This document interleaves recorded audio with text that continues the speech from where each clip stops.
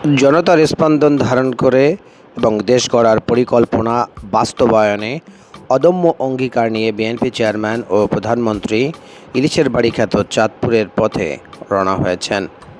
সফরের শুরুতে তিনি কুমিল্লার বরুড়ায় আয়োজিত এক সমাবেশে অংশগ্রহণ করবেন।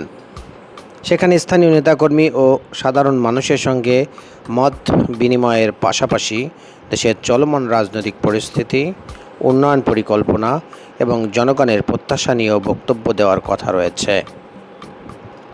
দলীয় সূত্র জানায়, সফরকালে তিনি বিভিন্ন শ্রেণী পেশার মানুষের সঙ্গে মতবিনিময় করবেন।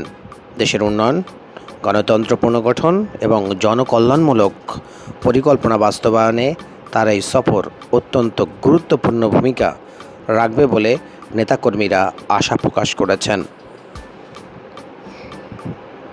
চাঁদপুরের সফরকে কেন্দ্র করে গুলশান থেকে নারায়ণগঞ্জ পর্যন্ত নেতাকর্মীদের মধ্যে উৎসাহ উদ্দীপনা বিরাজ করছে।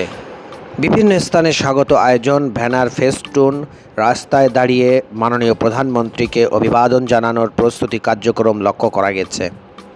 দলীয় নেতারা জানিয়েছেন, এই সফরের মাধ্যমে জনগণের প্রত্যাশা ও স্থানীয় সমস্যাগুলো সরাসরি জানার সুযোগ তৈরি হবে। বিএনপি চেয়ারম্যান তারেক রহমান দেশের উন্নয়ন ও জনগণের অধিকার প্রতিষ্ঠায় ঐক্যবদ্ধভাবে কাজ করার আহ্বান জানিয়েছেন বলে সংশ্লিষ্ট সূত্রে জানা গিয়েছে। নিউজ চ্যানেল বেরি ডেস্ক।